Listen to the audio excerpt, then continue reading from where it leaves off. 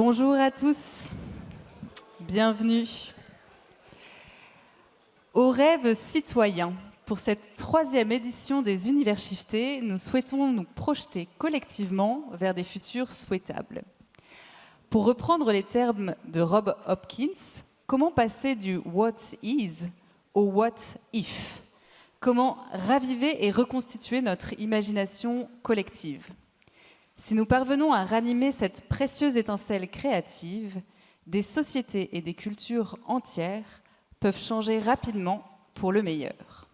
Alors avec Timothée Paric, nous allons nous projeter vers des « what if » de nature économique. Et si nous changions de paradigme économique ? Et si, pour alléger l'empreinte écologique de nos sociétés, il convenait de s'engager dans la réduction de production et consommation, planifiée démocratiquement dans le souci du bien-être. Son prisme de vue d'étude passe par les lois de la physique, de la biologie, pour étudier l'économie comme une prolongation du monde du vivant. Timothée, merci de nous accorder de ton temps pour cette conférence voyage qui nous emmènera par le chemin de la décroissance vers la destination de post-croissance. Bonne conférence à tous.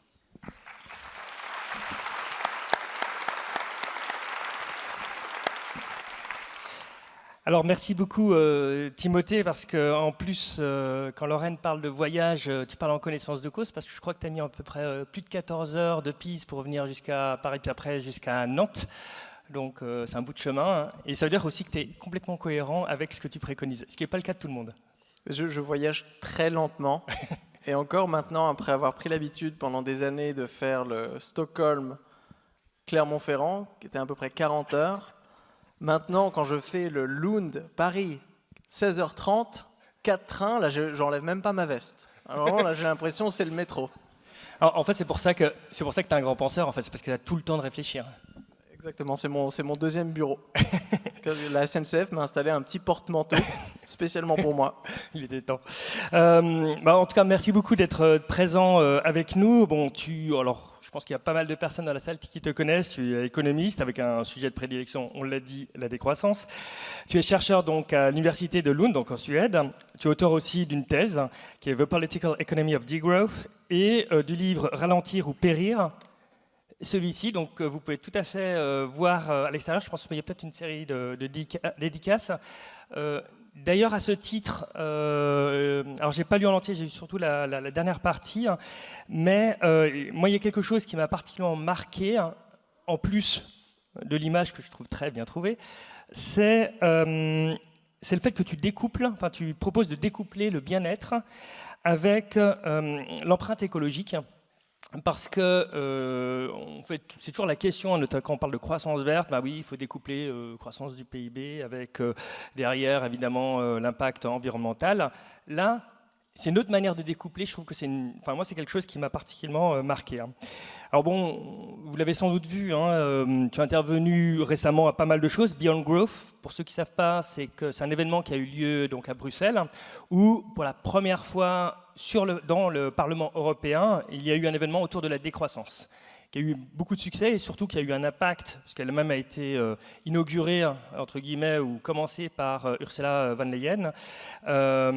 Donc, même si, bon, bien sûr, tout le monde n'était pas d'accord, mais en tout cas, enfin, pas d'accord dans le sens où d'accord avec les idées, mais c'est un marqueur qui me semblait important et tu es intervenu à cette occasion. Il y a pas mal d'autres personnes qui sont intervenues. Puis après, tu as eu d'autres événements comme Change Now ou sur France Inter ou LCP, notamment à propos de la semaine à 4 jours. On aura l'occasion sans doute d'en reparler, hein. Alors, il y a eu un événement, je ne sais pas, il y a peut-être quelques personnes qui y sont allées. Il y a eu un événement hier où il y avait Elon Musk qui était au Dôme à Vivatech, un événement purement tech. Il a rempli effectivement le Dôme, hein, avec les personnes qui étaient complètement folles de lui, soit, mais effectivement c'est une vision techno-solutionniste.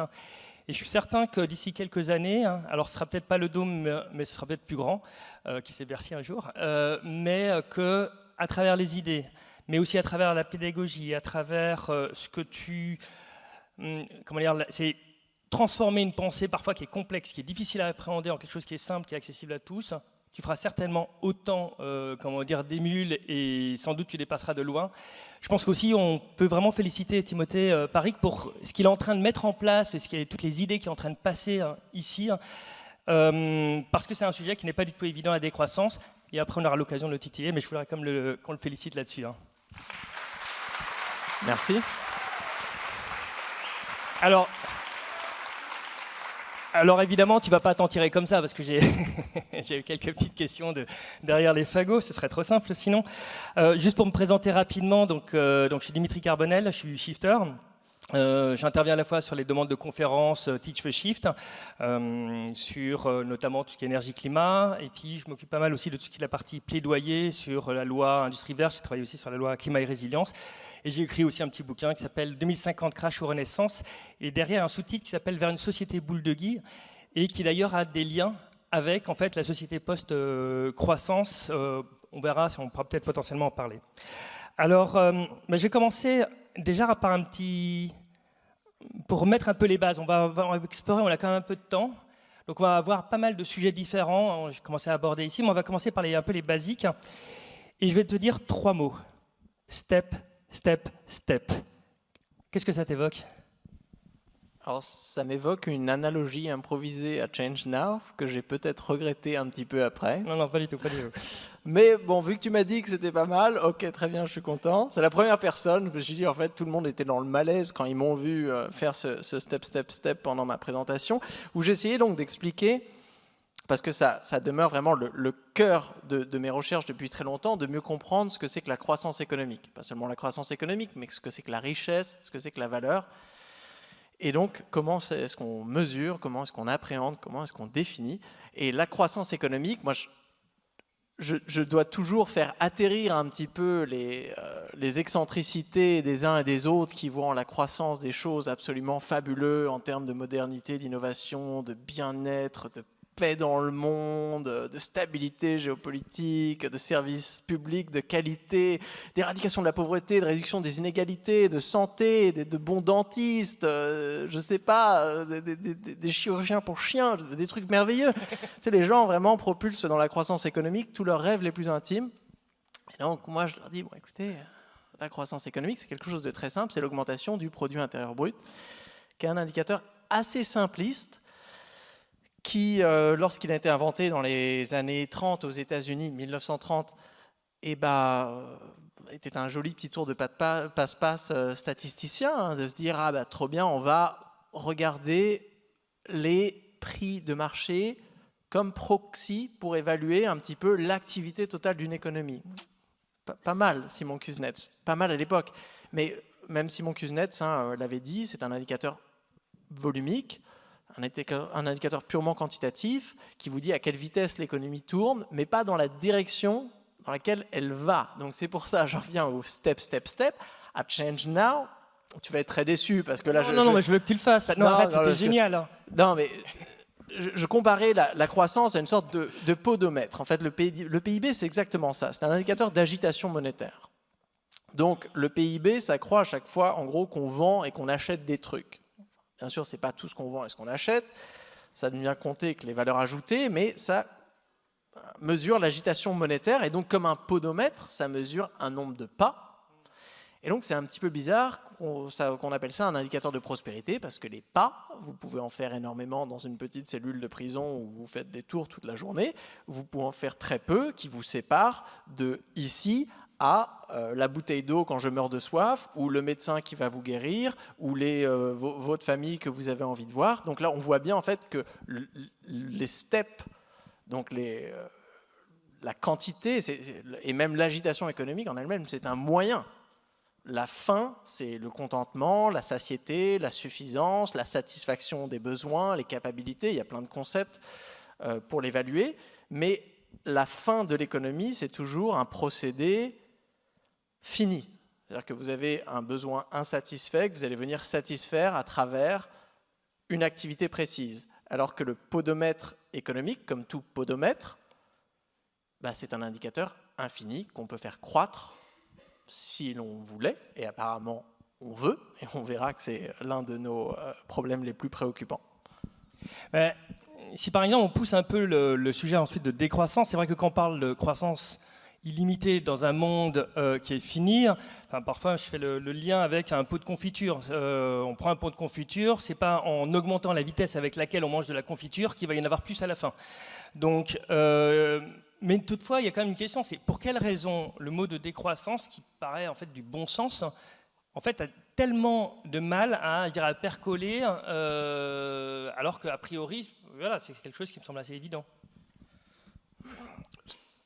La manière dont je l'analyse, c'est qu'on a, depuis les années 60, donc ça on ne le sait pas, mais le concept de croissance économique, il date des années 50. C'est-à-dire qu'avant la naissance de la comptabilité nationale et de la macroéconomie dans les années 30, ça se développe un petit peu. Première théorie de la croissance économique dans les sciences économiques, début des années 50, et arrivée de ce qu'on appelle aujourd'hui l'hégémonie de la croissance, donc un petit peu cette obsession sociopolitique des gouvernements d'augmenter le PIB, ça c'est les années 60.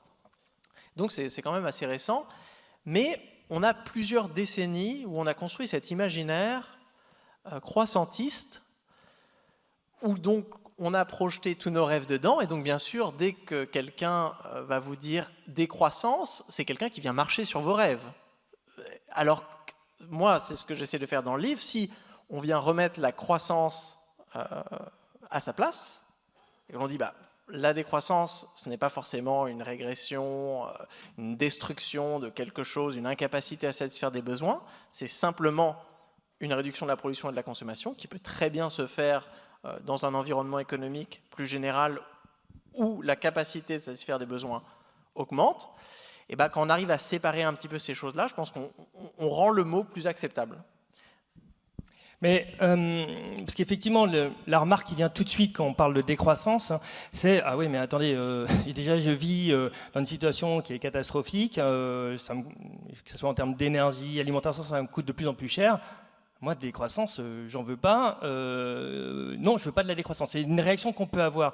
Justement, comment toi tu réagis par rapport à ce sentiment qui peut être légitime quand on parle de décroissance? Parce que derrière, il y a une question d'inégalité et aussi de répartition de cette décroissance. Alors, la croissance économique, c'est un phénomène macroéconomique. Toujours, c'est l'augmentation du revenu national. Le revenu national, il porte bien son nom, c'est-à-dire que c'est un revenu à l'échelle d'un pays. Vous pouvez avoir une augmentation du revenu national français et une baisse du pouvoir d'achat des Français les plus pauvres. C'est complètement possible. D'ailleurs, quand on compare d'un pays à l'autre, on voit que les croissances économiques n'ont pas la même structure. En France, par exemple, sur les derniers calculs qui ont été faits, là, sur la décennie passée, on voit que sur 100 € donc de croissance nationale, seulement 8 € se retrouvent dans la poche des 50% les plus pauvres. Donc là, tout de suite, il faut arriver à diviser de la même manière que la croissance ne vient pas apporter un surcroît de pouvoir d'achat à tout le monde, la décroissance ne va pas forcément venir dérober un pouvoir d'achat à tout le monde. De la même manière que c'est un phénomène agrégé, donc on pourrait se dire, tiens, on va baisser le revenu national en France, tout en augmentant le pouvoir d'achat des plus pauvres. Macroéconomiquement, c'est possible. Sur le papier, si vous regardez la taille du revenu national, si vous regardez théoriquement la quantité de revenus qui serait nécessaire pour que tous les ménages français puissent satisfaire leurs besoins et mener une vie décente, vous voyez qu'entre ces deux agrégats, il y a une différence d'à peu près 44% en 2021. Donc, dans un pays comme la France, qui est un pays riche, à haut revenu, c'est comme ça qu'on les appelle, un pays à haut revenu national, c'est-à-dire que c'est un pays en fait, où la pauvreté n'est plus une question de manque de production. Il y a beaucoup de pays dans le monde où si vous réduisez le produit national, forcément quelqu'un va voir son revenu baisser et va se retrouver dans une situation de pauvreté inéchappable. En France, ce n'est pas le cas. Donc là aussi, ça nous permet d'introduire une différence qui est extrêmement importante, c'est que la décroissance est une stratégie. C'est pour ça que quand je la compare à un régime, on comprend bien que c'est un régime qui va s'appliquer aux pays en situation de surpoids. Oui, donc ce qui signifie que lorsque, par exemple, c'est un pays qui a beaucoup moins de moyens, un pays émergent, à ce moment-là, elle sera pas justement, on ne lui demandera pas de faire de la décroissance, et potentiellement peut-être même entre guillemets, une partie peut-être des gains qui ont été réalisés par les pays occidentaux pourraient être reversés. Enfin, je ne sais pas si c'est ta vision des choses, mais est-ce que on peut dire que la décroissance ne va pas toucher les pays émergents? Alors, elle va toucher les pays émergents, mais d'une façon différente. Historiquement, aujourd'hui, quand on regarde l'histoire de la croissance économique dans les pays au revenu, pays comme la France, on se rend compte que toute la valeur ajoutée, en fait, n'est pas venue de ressources qu'on a extraites, d'énergie qu'on a utilisées, de biomasse, de sol qu'on a occupé sur le territoire français. L'intégralité presque du pétrole qu'on utilise, il est importé de l'étranger. Énormément des objets qu'on utilise sont fabriqués aussi à l'étranger. Donc on a eu des interactions avec le reste du monde. Ces interactions se sont faites dans un cadre mondialisé spécifique, en fait, où nous avons eu accès à énormément de ressources naturelles peu chères. Ça ne s'est pas fait dans la joie et la bonne humeur, ça s'est fait dans le colonialisme et la violence, où justement on a maintenu, des forces impériales ont maintenu des prix très bas pour pouvoir avoir accès à des ressources pas chères qui leur ont permis en fait d'avoir une croissance facile. Aujourd'hui, on se rend compte qu'on a un budget fini, que la nature n'est pas ce budget cette espèce de buffet à volonté où tout le monde peut se servir. On se rend compte aussi que dans cette course aux ressources, il y a des pays qui ont été laissés pour compte, qui vont avoir besoin d'avoir accès à énormément d'énergie et de matériaux. Et donc la décroissance dans ces pays très riches, c'est non seulement une situation d'adaptation au sein du territoire français pour retomber autour d'une empreinte écologique qui puisse être soutenue par notre biocapacité, mais c'est aussi un processus inverse de plusieurs décennies de développement. C'est pour ça que la décroissance, on la range un petit peu dans la famille de ces concepts qu'on appelle du post-développement, qui viennent critiquer un petit peu la fable du développement comme un discours où la croissance des pays riches est un phénomène merveilleux et on attend juste des pays du Sud qu'eux-mêmes viennent croître. Mais si la croissance des pays du Nord dépend et fondamentalement est rendue possible par l'exploitation et la dégradation des écosystèmes dans les pays du Sud, on comprend bien qu'aucun rattrapage n'est possible, car les pays tout en bas de l'échelle du pouvoir ne pourront exploiter personne. Donc là, on voit qu'il va falloir décroître ici, tout en prenant en compte un transfert inverse. Donc là, c'est la question des loss and damage qu'il y a eu à la dernière COP, la question de la dette climatique, la question de l'adaptation et de qui va financer ces choses-là, où une partie de la richesse qui va être détruite, qui va sortir de ces économies développées, en fait, va être rendue sous une forme ou une autre, là où elle a été prise, donc souvent dans des écosystèmes qui n'étaient pas sur le territoire français.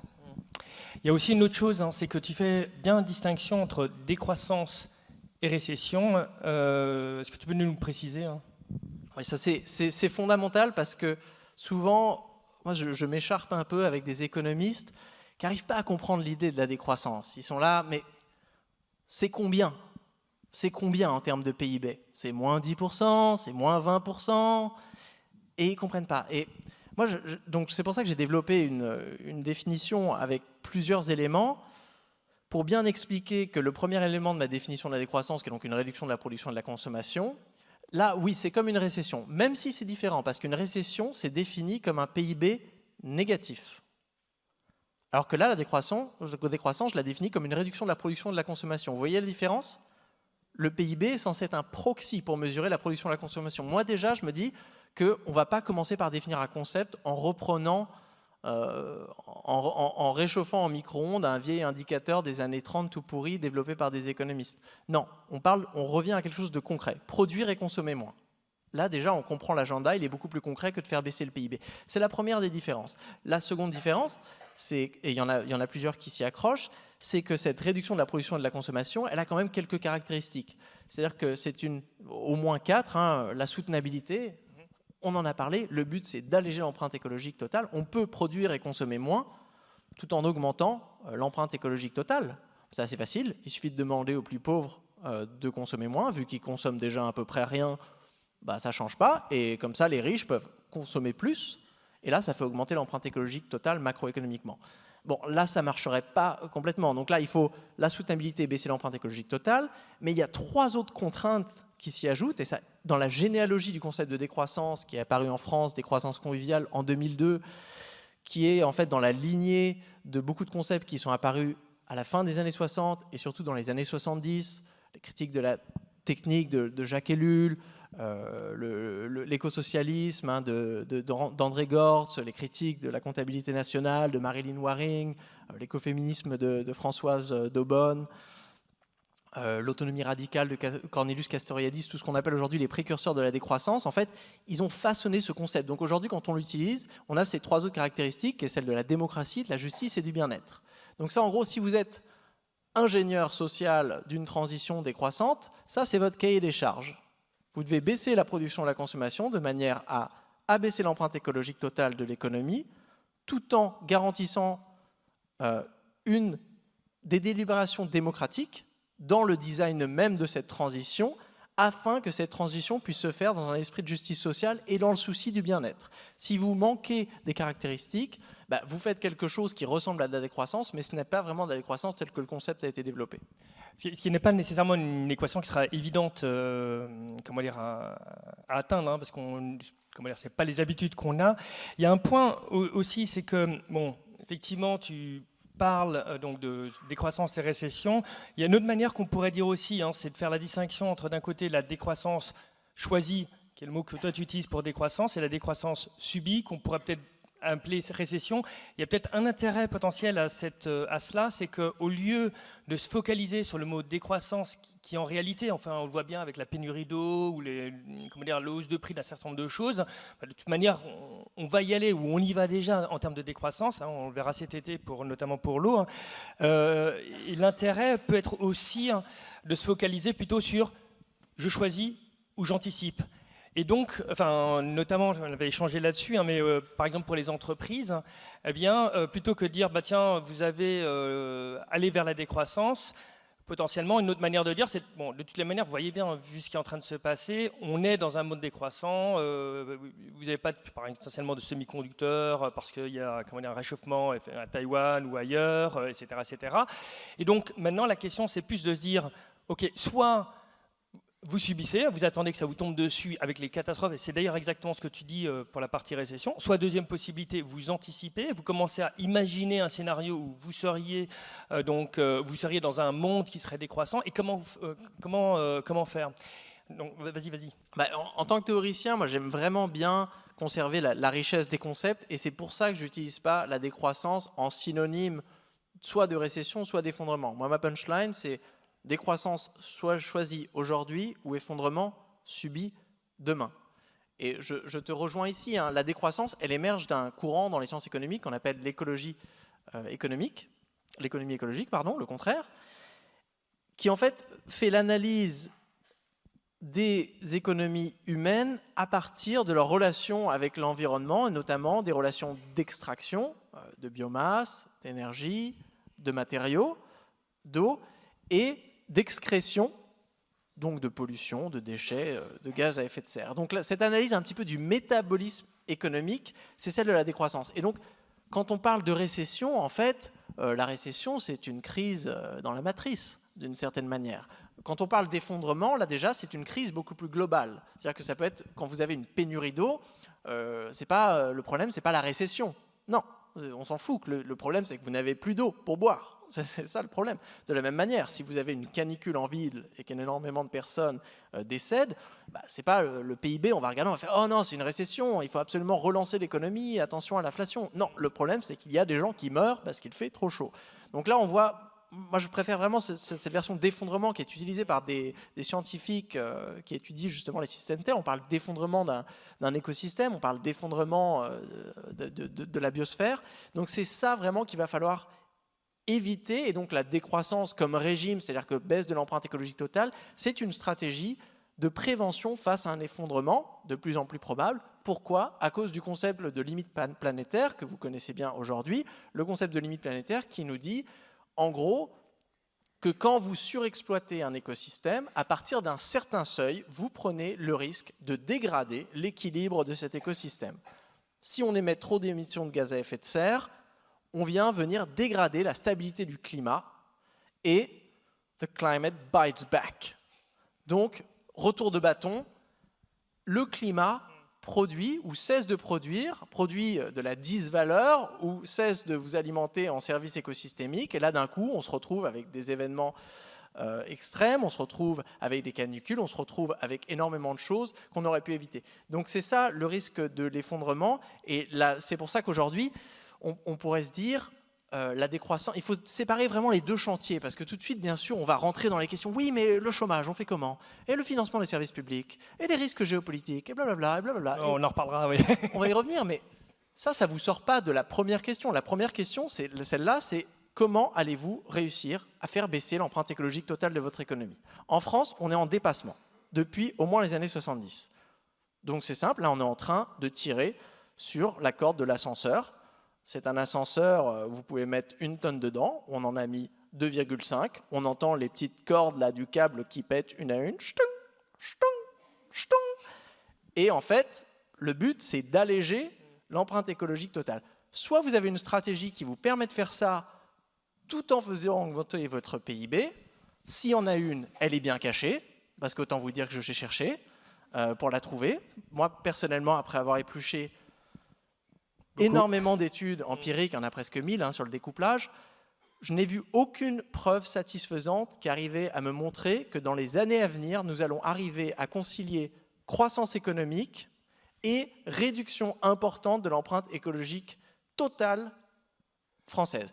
Si vous n'arrivez pas à faire ça, vous n'avez une seule option, c'est-à-dire qu'il faudra produire et consommer moins. Peu importe les coûts sociaux, peu importe les conséquences sur la démocratie, géopolitiquement, vous n'avez pas le choix. L'autre choix, c'est de ne pas le faire, d'attendre que le câble de l'ascenseur lâche, et là, vous vous retrouvez avec un effondrement où vous aurez les mêmes problèmes, comment financer les services publics, comment éviter le chômage, comment éviter la pauvreté, les risques géopolitiques, mais au lieu d'avoir une décroissance choisie et à peu près contrôlée, vous vous retrouverez avec un effondrement chaotique. Et donc, là, on divise les chantiers. D'abord, si l'on admet qu'aujourd'hui, la croissance ne va pas pouvoir être verdie. Si l'on admet cela, ensuite, on passe au deuxième chantier. D'accord, nous savons qu'il va falloir produire et consommer moins. On peut se poser la question, ok, de combien? Et ensuite, on peut se poser la question, comment est-ce qu'on l'organise? Pour éviter le chômage, pour éviter la pauvreté, pour éviter l'austérité au niveau des services publics. Oui, d'ailleurs, on peut. Alors, ça, c'est plutôt pour tout ce qui est empreinte carbone ou le gaz à émission, tout ce qui est les gaz à effet de serre. C'est comme une casserole entre guillemets qu'on remplit. C'est pas parce que on va même, d'ailleurs, en termes de décroissance. Déjà, si on augmente évidemment la quantité d'eau qu'on met à l'intérieur d'une casserole, elle va déborder. Même la décroissance elle-même, on réduit.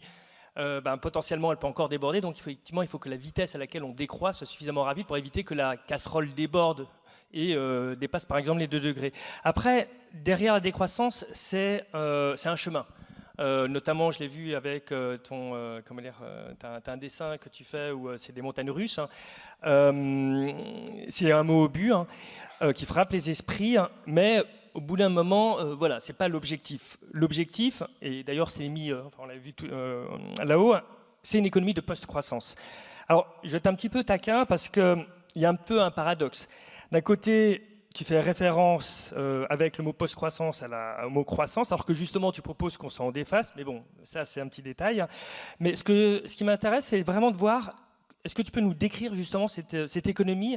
Et est-ce que peut-être, parce que le mot post-croissance, moi je pense que c'est quand même un mot quand même un peu économique, c'est pas ce qu'il y a de plus évocateur. Est-ce qu'il ne faudrait pas aussi avoir d'autres manières d'en parler, alors c'est peut-être pas uniquement toi, mais c'est tout le monde ici, pour trouver des mots qui soient évocateurs, qui donnent envie. Voilà. Quelles sont tes idées par rapport à ça? Ça m'a beaucoup fait réfléchir, et il en existe beaucoup des mots positifs. L'économie du bien commun en Autriche, on a l'économie sociale et solidaire en France, qui est un mot génial. On a l'économie positive, on a l'économie du bien-être. On a l'économie participaliste, on a l'économie communautaire, on a, je ne sais pas, vous pouvez vraiment inventer tous les mots que vous voulez. Ces mots, ils existent depuis extrêmement longtemps. Moi, l'un de mes modèles préférés, c'est l'économie de la permanence, qui était le programme de l'économiste en chef de Gandhi avant l'indépendance de l'Inde, qui avait publié ce livre donc, dans les années 40, l'économie de la permanence, une utopie géniale d'une économie qu'on dirait aujourd'hui permacirculaire, sociale et solidaire, communautaire, démocratique. Mais en fait, ces mots, ils nous passent dessus comme de la pluie sur un caouet. Ils ne passent pas dans ils ne passent pas dans notre imaginaire, et ils s'amoncellent par terre comme de l'eau croupie parce qu'ils ne viennent pas vraiment attaquer le cœur de notre imaginaire. C'est pour ça que nous sommes obsédés par la croissance, et donc il va falloir forcément se poser la question de notre relation avec la croissance. Donc oui, c'est un petit peu les alcooliques anonymes. on va pas l'appeler ça le club de la sobriété. Non. C'est une fois qu'on aura passé peut-être le cap ou un cap qu'on pourra peut-être changer de mot. De toute façon, il y a un mot qui va sortir peut-être naturellement. Exactement. À partir du moment où vous dites à un économiste à la télé croissance, il vous dit mais croissance de quoi? Là, en fait, on aura échappé l'imaginaire de la croissance économique. Et là, c'est bon, on n'aura plus besoin de parler de croissance. En attendant, on a besoin de toute une bagatelle. Moi, c'est mes 3 termes, hein. Objection de croissance pour faire la critique, décroissance pour penser la transition, post-croissance pour créer un espace utopique dans le futur, dans l'au-delà de la croissance, de la manière qu'on parle de post-capitalisme. Mais j'imagine dans 800 ans, quand on fera de l'économie, on ne parlera plus de post-capitalisme parce qu'on ne se souviendra plus. Ah, c'était quoi déjà le capitalisme? Ah oui, c'était ce vieux système qu'on avait là. On va en parler là. J'ai vu ça en histoire. Donc, ouais. Non, mais vas-y, excuse-moi. Mais parce qu'après, il y a une question aussi par rapport à ça. OK, on a une économie de post-croissance, mais de l'autre côté, on voit quand même qu'il y a de plus en plus de bouleversements climatiques, environnementaux, hein, et notamment dans l'économie de post-croissance. Tu précises que c'est une économie qui est stationnaire, mais comment est-ce qu'on peut être stationnaire alors que justement, il y a de plus en plus de pression environnementale? Est-ce que c'est quelque chose qui est possible? C'est quelque chose qui caractérise la grande majorité des sociétés humaines depuis notre existence, d'avoir une certaine harmonie en fait avec l'environnement qui nous entoure. Moi, j'aime beaucoup la double analogie qu'avait pensé Kenneth Boulding, l'économiste américain à la fin des années 60, qui comparait en fait les économies cow-boys et les économies astronautes. Les économies cow-boys, en fait, c'est les économies linéaires, extractivistes. Vous défoncez la colline et une fois qu'il n'y a plus de ressources, on passe au bison d'à côté, quoi. L'économie de l'astronaute, c'est plutôt non.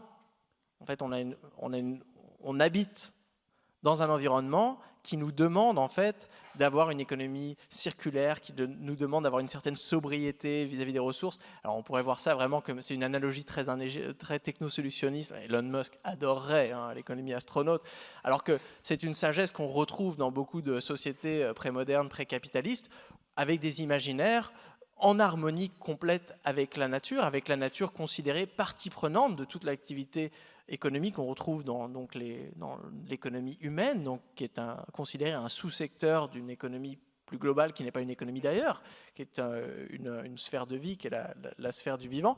Donc cette économie stationnaire, on sait que son métabolisme va devoir être stable. Mais tu as raison, aujourd'hui on a déjà dégradé énormément de trucs. Et donc, même si aujourd'hui on arrivait à stabiliser l'empreinte écologique française à peu près à notre biocapacité, on prend en compte les considérations d'équité, c'est-à-dire qu'on va devoir sacrifier une partie de nos ressources et de notre matière pour compenser en fait l'espèce de surcroît qu'on a eu au fil des années, qu'on a pris à d'autres pays. Ces pays aujourd'hui vont avoir des besoins en énergie et en ressources, des besoins prioritaires comparés à nous, et donc on va devoir d'une certaine manière leur rendre les ressources. Une fois qu'on a fait ça, si un écosystème se dégrade de manière imprévisible, ça nous impose de réduire encore notre consommation. L'économie stationnaire, en fait, il y a 2 choses qui la font évoluer. Il y a le changement technologique, on va dire le changement socio-technique, où peut-être on trouve une meilleure façon de recycler, on simplifie un besoin, on se rend compte que on n'a pas besoin d'avoir 3 voitures chacun, on peut partager certaines voitures, et on n'a même de temps en temps pas besoin d'avoir de voiture, on peut juste marcher ou faire du vélo. Trop bien, on arrive à satisfaire un besoin avec moins d'énergie et de ressources. Donc ça nous permet en fait, avec le même budget biophysique, de satisfaire plus de besoins. D'accord ? Donc là, ça découple le bien-être des pressions sur l'environnement. De la même manière, il y a un changement technique qui va nous permettre de produire quelque chose avec vachement moins d'émissions de gaz à effet de serre. Ça veut vouloir dire qu'avec le même budget carbone, on pourra faire beaucoup plus de choses. De la même manière, à chaque fois qu'il y a un effondrement, ça va dans le sens inverse. Ça nous impose en fait une décroissance. Donc l'économie stationnaire, je pense qu'elle oscille. Ce n'est pas une économie stagnante, c'est une économie qui reste toujours dans cette dynamique, qui est la dynamique de toutes les économies humaines, d'essayer de mieux s'adapter à la fois à l'environnement, et cela pour optimiser un petit peu la capacité à contenter les besoins humains. Alors tout à l'heure, pardonne-moi d'ailleurs, je t'ai coupé rapidement quand tu as parlé de capitalisme. D'ailleurs, tu as dit récemment, we need to dismantle urgently capitalism, to change now. Donc, est-ce que ça signifie que la décroissance est nécessairement anticapitaliste? qu'est-ce que ça signifie concrètement, à qui doivent appartenir les moyens de production et d'échange, notamment y compris que ce soit les rails, ou toutes les grosses infrastructures que l'on a. Alors je te liste un certain nombre de questions, comme ça après tu prendras ce qui te paraît le plus pertinent.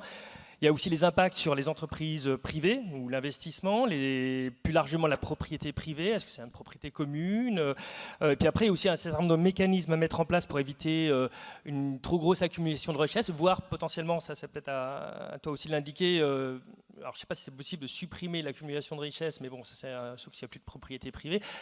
Est-ce que tu peux en parler? Parce que vraiment, la partie anticapitaliste, déjà on met un certain nombre de choses derrière capitalisme. Mais une autre chose anticapitaliste, parfois on ne sait pas toujours ce qu'il y a derrière. Effectivement, alors je ne vais pas te lancer là-dessus parce que ce n'est pas le sujet, mais on va dire bah oui, anticapitaliste, donc communisme. Parce que c'est pas parce que c'est l'inverse que ça signifie ça. Est-ce que tu pourrais justement nous dire à quoi ça correspond? Quels sont même concrètement les changements que nous, en fait, on vivrait dans cette décroissance qui serait donc anticapitaliste? Oui, alors le capitalisme, déjà... Le capitalisme, c'est un système dont la règle, c'est un jeu économique. Tout système économique, vous pouvez voir ça un petit peu comme un jeu de société, mais à l'échelle d'une économie. Nous inventons des institutions, nous nous auto-instituons, ça marche pas très bien ces verbes-là, nous instituons nos propres règles pour donc gouverner les comportements économiques. Bien sûr, on n'a pas tous les mêmes relations de pouvoir, mais l'objectif central, de la même manière qu'au Monopoly, le but, c'est d'accumuler des propriétés et de l'argent, le capitalisme cherche à accumuler du capital. Le capital, ce n'est pas de l'argent. Le capital, en fait, c'est la mobilisation de quelque chose que vous allez utiliser pour produire quelque chose d'autre. Et là, déjà, on se rend compte que dans le concept de capital, il y a un biais extractiviste et productiviste. C'est-à-dire que le biais du capital, c'est de regarder les choses qui nous entourent et d'en voir en quoi nous pourrions les transformer pour générer un surplus. Donc, je regarde, je ne sais pas, un joli petit papillon quand je marche dans la forêt, je me dis « Waouh, ça, qu'est-ce que je pourrais en faire? Si je le capture, je pourrais peut-être le vendre, je pourrais peut-être le faire sécher. » Et là, en fait, ça, c'est la version de penser, voilà, en quoi je vais le transformer. Alors que si vous vous dites juste, waouh, un papillon merveilleux qui fait partie d'un écosystème en vie, je suis tellement heureux de l'avoir vu. En fait, là, vous acceptez juste l'existence intrinsèque de ce papillon, vous ne le voyez pas comme une ressource, et donc vous ne pouvez même pas le faire entrer dans le processus capitaliste. La deuxième chose, c'est la version productiviste, de se dire, le but, c'est de maximiser la quantité de revenus que vous allez étendre. Donc si vous capturez ce pauvre petit papillon, c'est pas juste, je vais le vendre à 10 centimes, ouais, j'ai fait 10 centimes. Non, le but, c'est de le vendre au prix le plus haut pour justement maximiser ce surplus. Donc ça, déjà, c'est une règle qui est problématique dans un monde où nous essayons en fait d'instaurer, du moins je l'espère, une relation un petit peu plus sympathétique, un petit peu plus harmonieuse avec le vivant, où nous voulons accepter justement de considérer la nature comme une partie prenante des sociétés humaines et donc en lui donnant une valeur intrinsèque. Que ce soit dans une logique un petit peu économiciste de dire oui, mais regarde, la nature, elle nous donne des services écosystémiques, donc c'est quand même pas mal si on arrête de raser des forêts ou quoi, ou même dans un imaginaire plus riche, qui est celui par exemple du buen vivir, des philosophies buen vivir sud-américaines, de se dire, ben non, la nature a un droit intrinsèque de maintenir son intégrité au fil du temps. Pour maximiser l'accumulation du capital. Parce que ça, c'est l'objectif, il y a des règles. De la même manière qu'au Monopoly, pour pouvoir accumuler, vous avez des règles. Vous pouvez jouer un nombre de fois, vous pouvez faire des trucs, vous n'avez pas le droit de voler les propriétés, sauf si vous avez des cartes spécifiques. Et bien là, le capitalisme aujourd'hui, c'est spécifique, il y a des règles. Donc tu parlais par exemple de la propriété privée. Donc aujourd'hui, vous pouvez créer une entreprise avec, on va dire tous ensemble, là, on va créer une entreprise, ça va être une entreprise à but lucratif, et on va aller chercher des papillons, et on va les vendre. Et ensuite, on va décider de quoi faire de ces profits. Et on va décider de me les donner à moi. Et donc ça, c'est possible en fait. C'est une règle qui permet l'accumulation. On peut voir qu'on pourrait avoir certaines règles qui ralentiraient ou même annuleraient cette accumulation. L'émergence des taxes progressives, taxes sur les richesses, taxes sur le revenu.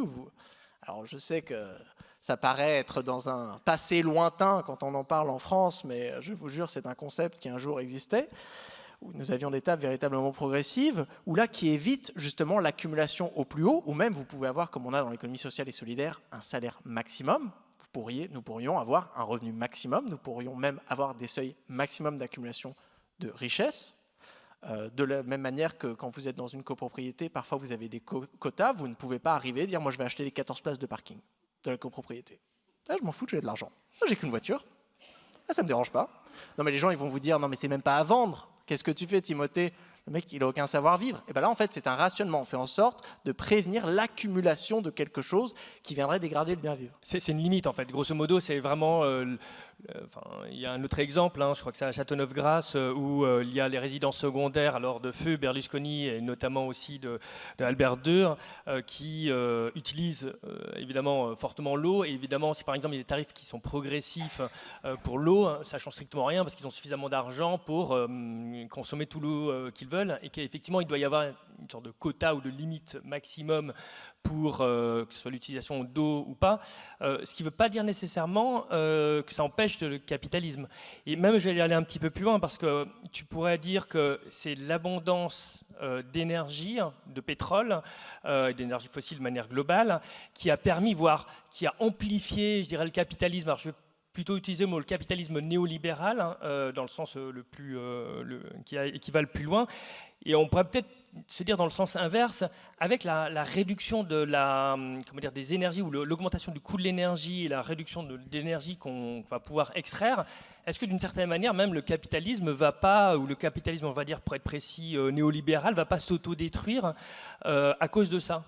Parce que justement, il y a moins d'énergie, donc ça fait comme il y a moins d'énergie, potentiellement, il n'y aura pas la possibilité autant d'accumuler de l'argent ou des ressources, etc. Mais c'est déjà en cours, ce qu'on appelle donc la stagnation séculaire, qui est l'observation dans tous les pays à haut revenu d'un ralentissement année après année des taux de croissance économique, qui pour l'instant n'arrive pas à être expliqué par les économistes standards. Ça montre bien que la croissance, de toutes les manières, elle s'essouffle.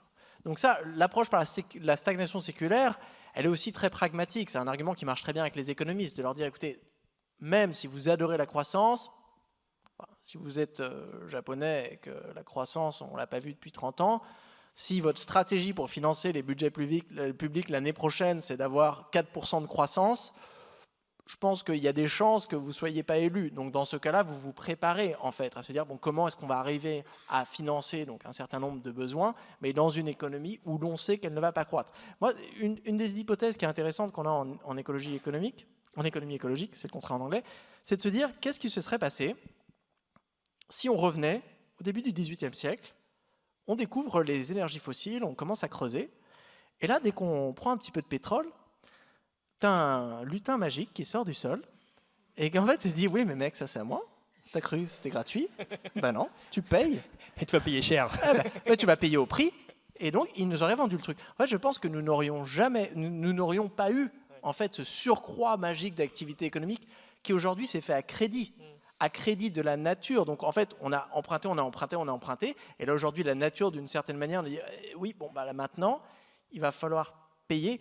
Et donc, on se rend compte que si on prend en compte la nature comme un coût, là, attention, on entre dans la comptabilité nationale, j'espère que vous êtes prêts, parce que j'ai dit que le PIB, c'était donc une mesure de la valeur ajoutée. La valeur ajoutée, c'est le prix final, moins les consommations intermédiaires. D'une certaine manière, un certain coût de production. Vu que la nature est gratos et que les pollutions, les externalités, on n'a pas à les payer, bah bien sûr, on peut générer un profit total, peut générer un profit de dingue. Il trouve un truc gratuit dans le sol, il paye 2-3 pecnos pour le creuser, le mettre dans un baril et il le vend à un prix d'or, bien sûr, c'est extrêmement lucratif.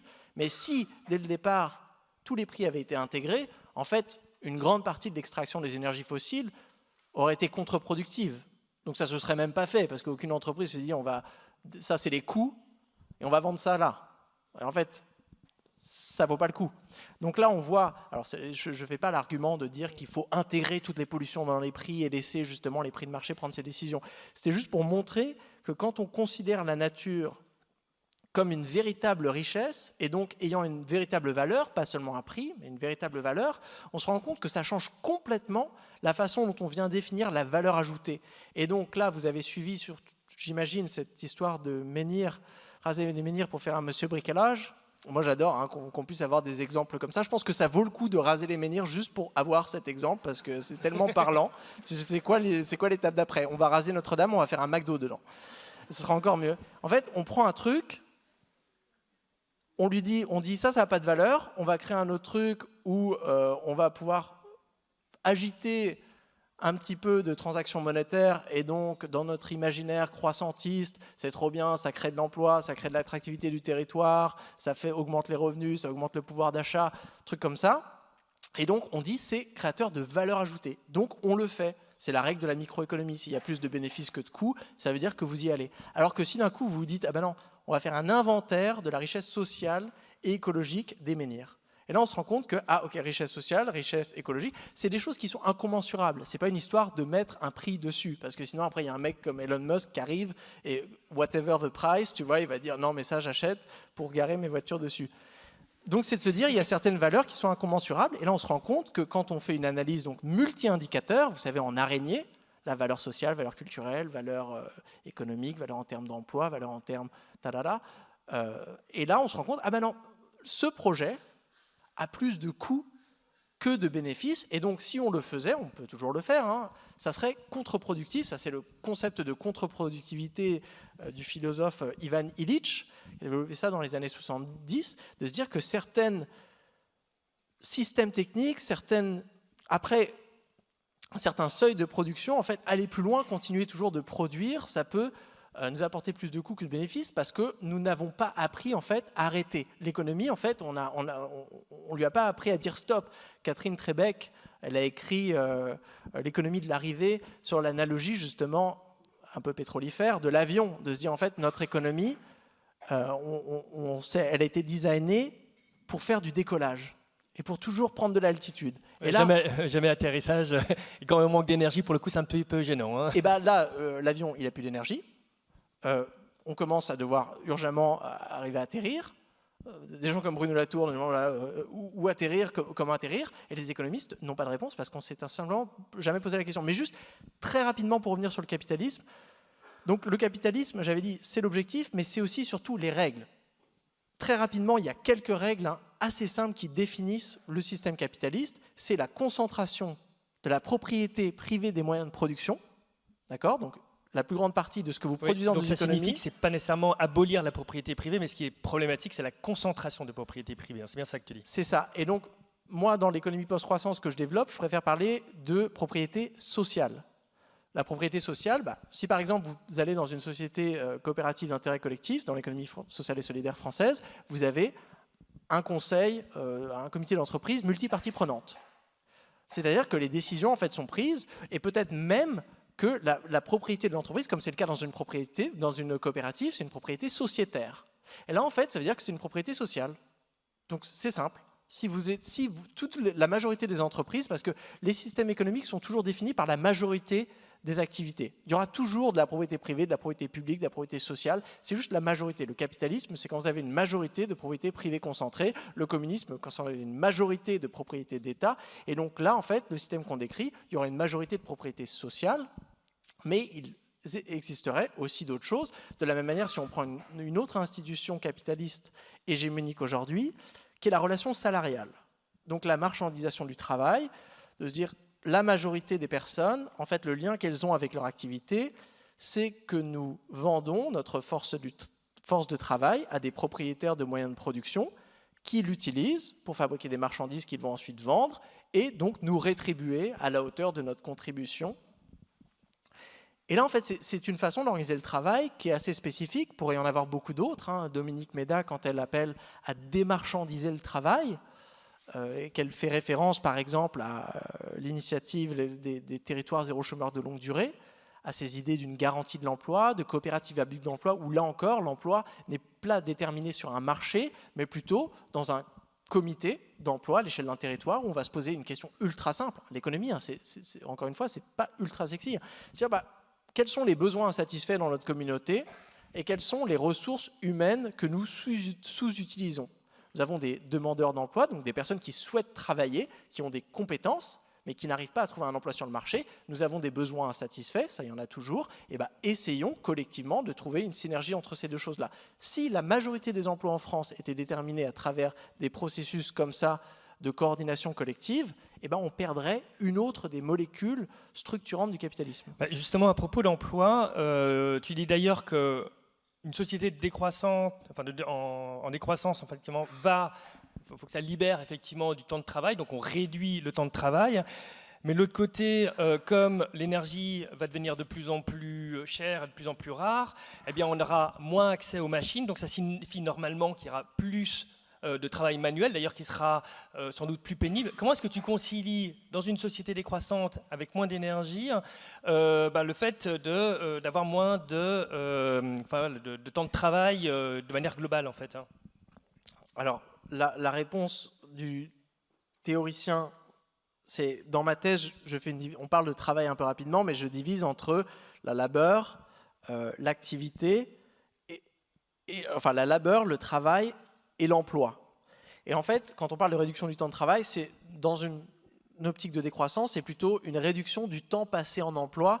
Et pour être beaucoup plus précis, c'est, si on voulait ensuite avoir un gradient, c'est une réduction du temps passé dans certains emplois. Donc là, tu as complètement raison de dire que, par exemple, macroéconomiquement, sur le temps long, aujourd'hui, si l'on veut se débarrasser de l'agriculture industrielle, mécanisée, pesticidée, engrais-tisée, pour aller vers un modèle agroécologique, permaculturel, tout ce que vous voulez, ça va demander plus de travail. C'est-à-dire qu'on va faire baisser la productivité horaire de ces activités. On va sacrifier en fait de la productivité horaire, mais on va augmenter la convivialité horaire et la soutenabilité, surtout horaire dans cet exemple, parce qu'on pourra produire de manière plus soutenable, ce qui, au final, entre économistes, on pourrait même dire, est lié à la productivité, parce que l'agriculture industrielle, peut-être que vous êtes très productif pendant quelques années, mais vu qu'après vous avez détruit votre sol, vous n'avez plus d'eau et vous êtes dans un climat à 4 degrés, vous ne pouvez plus rien faire pousser, donc plus productif. Donc il y a déjà une question de timing. C'est-à-dire qu'aujourd'hui, si on dit dès demain, quelque chose qu'on aurait dû faire déjà depuis longtemps, on ferme les lignes aériennes nationales, toutes, à peu près. Et là, tout d'un coup, bien sûr, il va y avoir une grande réduction de l'activité dans les compagnies aériennes. Tu vas plus loin que le vœu de Jean-Marc, lui, c'est carrément 4 vols. Donc toi, c'est 0 en fait, hein. Quand on parle des 4 vols, on parle du volet un petit peu sobriété, déconsommation. Mais si on fait juste de la sobriété et déconsommation et que les lignes aériennes, elles font, je m'en fous, moi je vais en vendre à d'autres personnes, je vais vendre aux Belges. Non, en fait, il faut faire les deux. Il faut démanteler certains moyens de production, donc faire du renoncement de production, de dire au niveau des lignes aériennes, nous allons fermer cette ligne. C'est pas une histoire de faire voler cet avion qu'on utilisait, on lui fait utiliser autre part. Non, c'est cet avion, on va le transformer en aire de jeu pour les enfants. On va le démonter, on va le recycler en vélo cargo. C'est-à-dire que cet avion ne volera plus. Cette ligne aérienne n'existera plus. Et il faut toujours faire cohabiter cette espèce de danse un petit peu entre la sobriété au niveau de la consommation et le renoncement au niveau de la production. Si aujourd'hui on faisait ça, et là justement on passerait en mode second chantier, comment on fait pour organiser cette transition sans mettre une grande partie des travailleurs du secteur aérien sur la plaque. Et là, on pourrait dire, tiens, très bien, une réduction du temps de travail pour partager les emplois disponibles. Donc, au lieu de, de licencier la moitié ou 60% de tous les employés, déjà, on a un temps partiel, ce qui permet déjà d'étendre ça un petit peu sur le temps long. Et donc là, je pense qu'il y a différentes dynamiques. Là, la réduction du temps de travail pour partager l'emploi, c'est quelque chose que tu peux faire en urgence, c'est-à-dire une politique d'adaptation. Alors que cette question de changement socio-technique qui va venir redessiner un petit peu les heures en fait, qu'on donne dans certains secteurs, ça va se passer sur le temps long et après des décennies, savoir en fait, est-ce qu'on travaillera plus, est-ce qu'on travaillera moins. Ça, moi, la manière dont je l'imagine, dans tous les cas, c'est qu'il y aura un spectre dans ces choses-là et on le voit aujourd'hui, par exemple, quand des gens qui travaillent à temps partiel, donc qui passent à la semaine de 3 jours ou quelque chose comme ça, et le reste, en fait, ils vont continuer à travailler, mais ça va être un petit peu de bénévolat, ça va être tenir le jardin partagé, donc le jardin partagé communautaire qui produit de la nourriture, qui pourrait se faire sous la forme d'un emploi, mais qui se fait mieux aujourd'hui, dans ces contextes, de manière démonétarisée, C'est là aussi un point qui est essentiel, c'est vraiment la notion de travail. Hein. D'ailleurs, le travail, ça vient du latin tripalium, qui veut dire torture. Hein. Donc, effectivement, dans ce sens-là, effectivement, le travail, il vaut mieux ne pas travailler si c'est une torture. Après, il y a un autre point, c'est que lorsque, par exemple, ici, tous les bénévoles, effectivement, travail entre guillemets, mais c'est pas la même notion de travail que toi tu vas utiliser. Hein. Et puis après, ça fait aussi référence à réduire ce qu'on appelle tous les bullshit jobs ou tous ces travaux-là.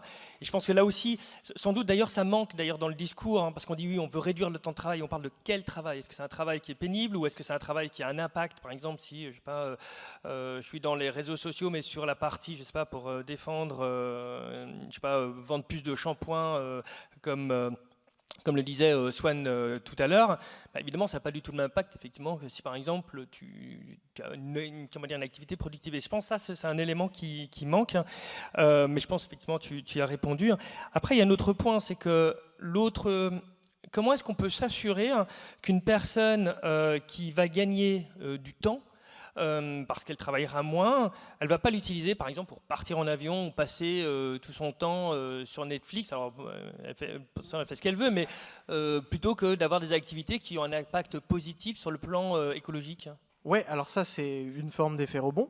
Bah, la manière c'est d'avoir ces deux choses, donc renoncement de production, on dit on arrête de produire, donc on travaille moins, donc on a plus de temps libre. Ça, il va falloir que ça soit allié avec un mécanisme de minimalisme, de simplicité volontaire, d'abondance frugale, d'hédonisme alternatif, de sobriété, de déconsommation, vous l'appelez comme vous voulez. Donc un changement en fait de culture de consommation où dès qu'on a du temps libre, on se dit trop bien, je travaille pas lundi, je vais prendre 3 jours pour aller me faire un week-end, je sais pas où en avion. Donc là, il y a toute une culture de la consommation à recréer, où on se concentre justement sur des activités qui au final, hein, moi, des courts moments où j'ai passé vraiment à lire les sociologues sur les déterminants du bien-être, il n'y en a aucun qui nous dit que le bien-être c'est dans les centres commerciaux et sur Netflix. En fait, ça nous montre que c'est plutôt des activités de flow, c'est-à-dire des activités intenses émotionnellement, spirituellement, politiquement, que vous passez avec vos proches, ou vous mettez en marche un projet, quelque chose, ou vous faites votre potager, vous apprenez un instrument de musique. En fait, toutes ces activités, en fait, elles n'ont pas une empreinte écologique énorme. Et donc là, il y a peut-être une double coïncidence heureuse de se dire, en fait, les choses qu'on doit arrêter de faire, contraint de faire baisser notre empreinte écologique totale, sont aussi des choses que l'on devrait arrêter de faire pour libérer le temps qui nous permettrait de faire d'autres choses qui nous rendraient plus heureux. Et ça, encore, ça ne se fait pas... oui, ça prend du temps, parce que si on se rend compte... on le fait déjà. Alors, le point, effectivement, c'est quand même un changement de paradigme au niveau de la société. Hein. Ici, je pense qu'on est très nombreux à en avoir conscience. Hein. Après, pour faire changer ou shifter effectivement la France, comme on l'a dit ce matin, effectivement, ça prend du temps pour faire vraiment basculer une société. Et à la limite, moi, je voudrais aussi te poser une question, parce que, imaginons Nantes se dise, ok, moi demain, ou le maire de Nantes et les élus disent, ok, on a envie d'être une ville décroissante. Bon, c'est un prix qu'ils prennent. Comment est-ce qu'ils s'y prendraient? Quelles seraient peut-être les mesures ou les choses, la démarche qu'ils devraient avoir pour qu'ils disent très bien, on va vers de la décroissance? Alors déjà, moi je fais très attention avec ce récit du basculement, de se dire en fait que changer une société ça prend du temps, parce que souvent c'est un argument qui est mobilisé pour dire c'est une faiblesse de la décroissance ou de toute tentative post-capitaliste, c'est qu'en fait ça va être assez lent. Ce qui implique inconsciemment là, de se dire qu'il y aura une alternative plus rapide qui serait donc, je ne sais laquelle, là on revient au premier chantier, l'impossibilité de faire baisser l'empreinte écologique tout en augmentant la production et la consommation. Si l'on admet que c'est un fait, et là encore s'il y a des personnes qui veulent montrer que c'est faux, je suis disponible 5 jours sur 7. On va vous donner son numéro de téléphone portable. Hein. Si nous admettons cela, c'est-à-dire qu'il n'y a pas d'alternative en fait, au changement de système, et c'est juste, en fait, on va décider de la vitesse à laquelle on peut changer le système en fonction des ressources qu'on va décider d'allouer. Si Nantes voulait aujourd'hui... Alors, les deux choses qu'il faudrait faire, Déjà, pour avoir un compas de transition, première chose, c'est faire un inventaire très précis de l'empreinte écologique et de la biocapacité. Alors bien sûr, ce n'est pas que des trucs à Nantes, donc ça serait connecté à un inventaire, à une biocapacité nationale, qui serait connecté bien sûr à quelque chose de global, par exemple sur l'empreinte, le budget carbone. Donc ça, budget biophysique. Là, on voit une chose, on verrait à quel point on est en dépassement. Donc on verrait à l'échelle de Nantes, ça c'est l'ascenseur, on est là. Ok, on sait quoi réduire. Deuxième chose, on fait convention du bien-être, pareil, c'est un inventaire où on calcule les empreintes bonheur. Alors là, je sais, ça fait ultra hippie, mais ça, c'est ultra simple aussi, c'est de se dire, il y a beaucoup de méthodes pour le faire, qu'est-ce qui compte vraiment pour vivre une vie décente à Nantes? Et là, pareil, c'est un exercice citoyen à venir se poser la question tous les jours, qu'est-ce qu'on utilise? Et si je devais vous dire, tiens, de toutes les choses que vous achetez, imaginez, il y en a une que vous devez arrêter d'acheter. Là, assez rapidement, vous dites, ok, ça, ce truc, je le mets à la fin, j'arrête.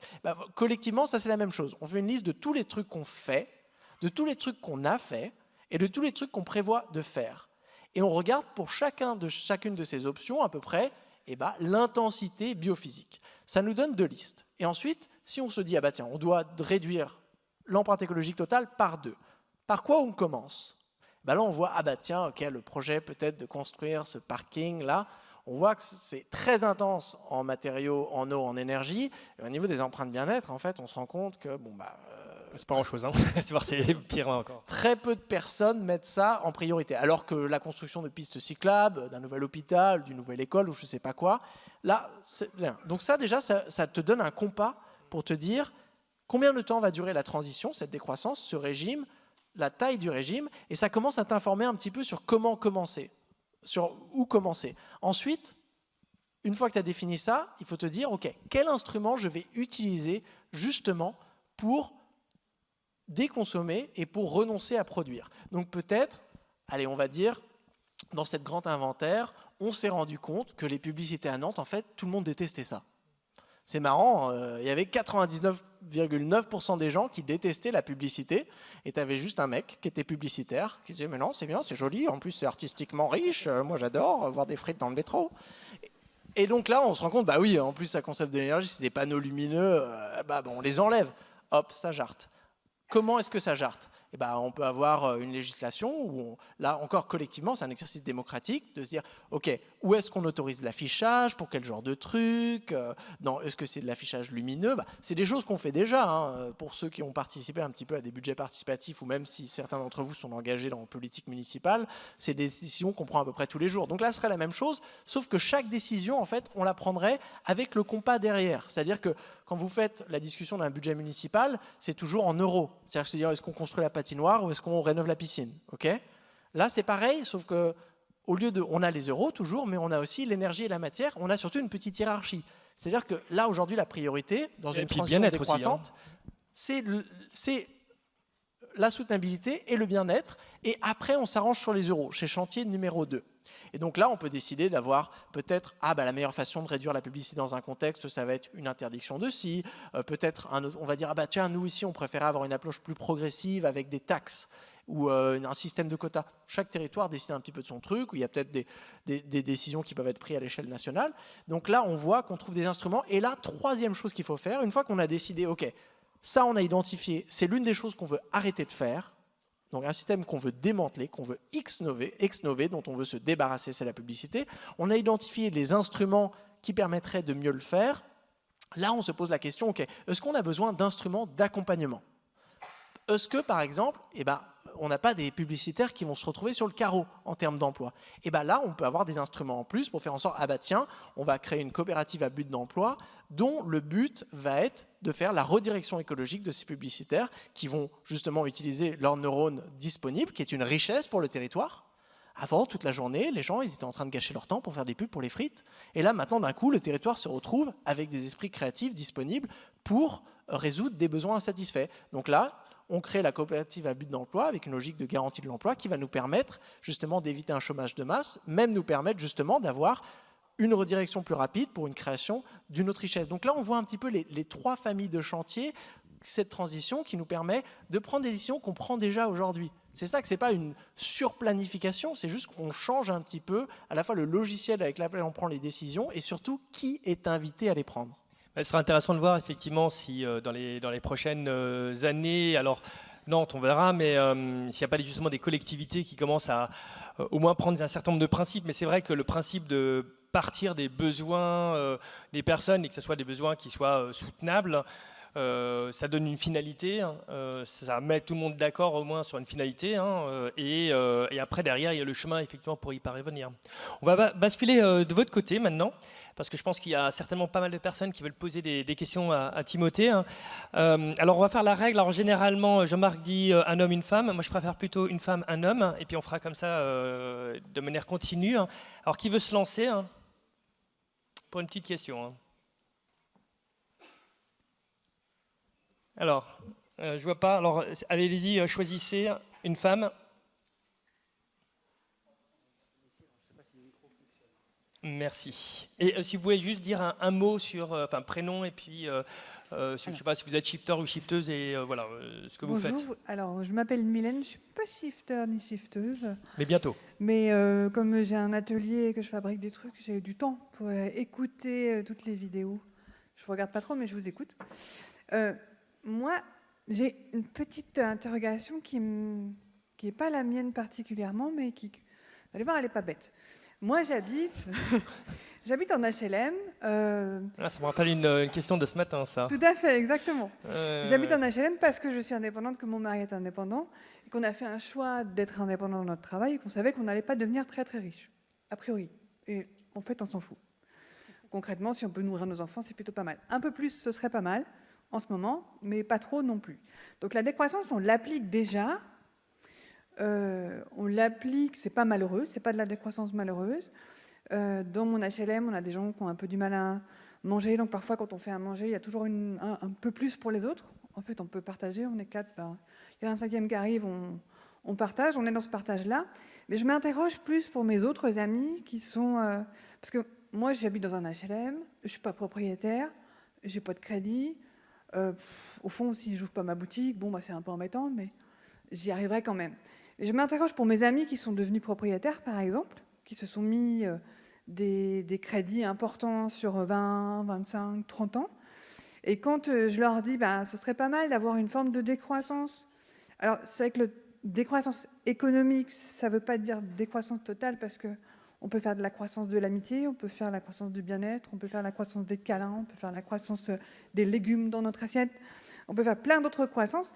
Et quand on leur dit ça, je vois à quel point pour eux, c'est-à-dire que si eux, ils deviennent décroissants, tout d'un coup, ils ne pourront plus payer le crédit de leur maison et ils vont se retrouver dehors. Alors moi, je ne crois pas en la propriété. Moi, je me dis, mon père était communiste. Je ne crois pas non plus au communisme, je vous rassure. C'était pas mieux non plus. Mais je ne crois pas en cette propriété-là. Je pense que j'appartiens à la terre ne m'appartient pas. Mais je me dis, pour ces amis-là, comment on fait pour les aider et les accompagner dans quelque chose qui est pour nous finalement un peu plus facile? Parce que quand on n'a pas trop d'argent, la décroissance, on l'a fait, on l'a subi de fait.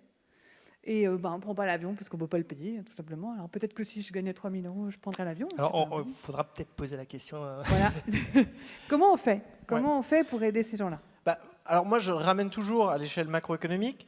Là, aujourd'hui, il y a un impératif de croissance, là c'est exactement le cas. Si vous avez contracté un gros crédit et que vous allez devoir rembourser avec des intérêts féroces, vous ne pouvez pas vous permettre d'un coup, moi j'ai arrêté de bosser et je vais apprendre la flûte, quoi. Mais pourquoi? Ça, c'est parce qu'à un moment donné, on a décidé de privatiser le système bancaire et de dire, tiens, on va laisser des banques commerciales à but lucratif organiser un service public qui est celui d'avoir accès à de la monnaie. Ça aurait pu être différent. Le système JAK, J-A-K en Suède, qui est en fait ce qu'on appelle un cercle de crédit. Le concept est simple. Imaginez ici, toute notre épargne, au lieu de la mettre à la banque, on crée notre propre organisation, un petit peu comme une banque, sauf qu'elle ne peut pas créer de monnaie. Et donc, on garde une espèce de gros compte d'épargne comme ça. Et là, tiens, vous avez besoin de construire votre maison, on va mobiliser l'épargne collective pour ce faire. Vous remboursez, et pareil.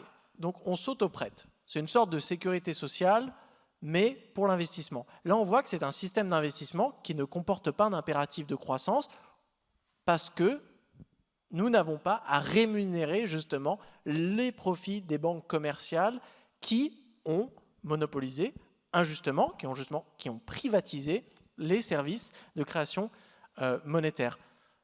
Et de la même manière, là, d'un autre côté, si on a besoin d'emprunter tant d'argent pour pouvoir acheter une maison, c'est parce que les prix de l'immobilier, là aussi, on a une marchandisation du logement, où on s'est dit, bah, trop bien, le marché, ça va être un mécanisme d'allocation parfait pour les logements. Donc on va laisser les prix fluctuer, et à travers la magie de la main invisible, ça va faire en sorte que ceux qui ont vraiment envie d'habiter à Biarritz sur la plage, eh ben, ils lâcheront leurs petits 10 millions d'euros, et ça veut vraiment dire qu'ils ont envie d'habiter sur la plage. Ce qui est un système qui est complètement injuste quand vous avez affaire à une marchandise, qui n'est pas seulement une marchandise, qui est quelque chose dont toutes les personnes de votre économie ont besoin tous les jours. Ça peut être les soins, la santé, l'éducation, le logement, la nourriture, l'eau. C'est des choses qu'on pourrait, je pense, défendre, qu'elles ne devraient pas être marchandisées. Donc si on avait pris un choix différent, qui est le choix que certains pays ont pris, et certaines villes, la ville de Vienne, par exemple, de dire, bah voilà, le logement n'est pas une marchandise. C'est-à-dire que les prix sont contrôlés. Vous ne pouvez pas vendre à plus de ça. Il ne peut pas y avoir de spéculation sur les marchés. Et tous les agents du secteur immobilier sont de facto des entreprises à but non lucratif. Personne ne peut s'enrichir, que ce soit des agences immobilières, que ce soit de la construction. Si vous touchez à l'immobilier, ou si vous touchez à la santé, ou si vous touchez au logement, vous êtes une entreprise à but non lucratif. Et vous suivez les règles de l'économie sociale et solidaire. Si on avait fait ça, et bah, là on se retrouverait, voilà, je compare mes amis au Pays Basque qui achètent un appartement, qui s'endettent sur 30 ans. 13 milliards d'années pour acheter une cage à poules. 13 milliards, il y a pas mal de choses qui seront passées d'ici là. Hein. À plusieurs centaines de milliers d'euros, comparé à un couple là qui vient d'acheter un appartement donc dans un écoquartier contrôlé à Malmö à 150 000 euros. Voilà, un 60 mètres carrés. Là, on voit voilà, les prix contrôlés, c'est-à-dire que vous n'avez pas à prendre un prêt aux intérêts féroces. Si vous avez accès justement à un cercle de crédit, bah, ça veut dire que vous avez accès donc, au service d'avoir de la monnaie. Et donc, ça, on voit que macroéconomiquement, ça vient relaxer l'impératif de croissance. Alors, merci Timothée. Alors, allez-y. Hein. Bonjour Timothée, et je m'appelle Jean Latreille, je suis professeur d'économie et justement, je suis votre professeur en... Non, pas du tout. Je passe mon temps à taper sur les économistes, sauf quand ils sont intelligents, ce qui m'arrive pas souvent de rencontrer des intelligents, donc j'en profite d'être en face de toi. Je voudrais me faire l'avocat du diable.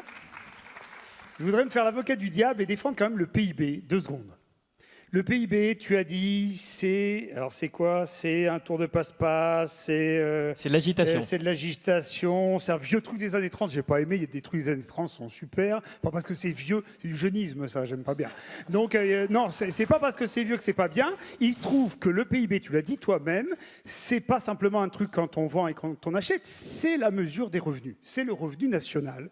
Et d'ailleurs, tu l'as dit quand tu as évoqué l'extraction de matières premières, on prend des matières qui valent rien, et en fait tu as dit on paye 2 ou 3 personnes qui les ont extraites, et bien c'est ça la valeur ajoutée. Hein. La valeur ajoutée, c'est la rémunération exacte de tous les gens qui ont participé à l'extraction, à la transformation de ces matières premières. Donc le PIB, c'est du revenu.